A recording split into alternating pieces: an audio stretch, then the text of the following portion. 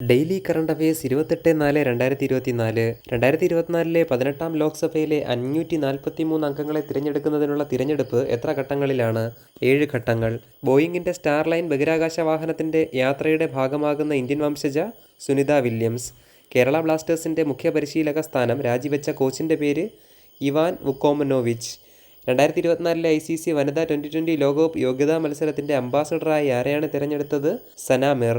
ഇന്ത്യയിലെ market capitalisation പ്രകാരം ഏറ്റവും വലിയ 4ാമത്തെ വായ്പ നൽകുന്ന ബാങ്ക് ഏതാണ്? Axis bank. ഏത് രാജ്യത്തിന് വേണ്ടിയാണ് ചൈന 8 ഹാങ്കൂർ ക്ലാസ് അന്തർവാഹിനികളിൽ ആദ്യത്തേത് അടുത്തിടെ പുറത്തിറക്കിയത്? പാകിസ്ഥാൻ. ഇന്ത്യയിലെ ആദ്യ മൾട്ടിപർപ്പസ് ഗ്രീൻ ഹൈഡ്രജൻ പൈലറ്റ് പദ്ധതി ഉദ്ഘാടനം ചെയ്യപ്പെട്ടത് ഹിമാചൽ പ്രദേശ്. പവിഴപ്പുറ്റുകളെ സംരക്ഷിക്കുന്നതിനായി ക്രൗൺ ഓഫ് തോൺസ് എന്ന സ്റ്റാർഫിഷുകളെ നിയന്ത്രിതമായി കൊന്നൊടുക്കിയ രാജ്യം ഓസ്ട്രേലിയ. ഇന്ത്യയിലെ ആദ്യത്തെ ട്രാൻസ്ഷിപ്മെന്റ് ഓപ്പറേഷനായി പ്രവർത്തിക്കാനുള്ള അനുമതി ലഭിച്ചത് ഇന്ത്യയിലെ ഏത് തുറമുഖത്തിനാണ്? വിഴിഞ്ഞം തുറമുഖം.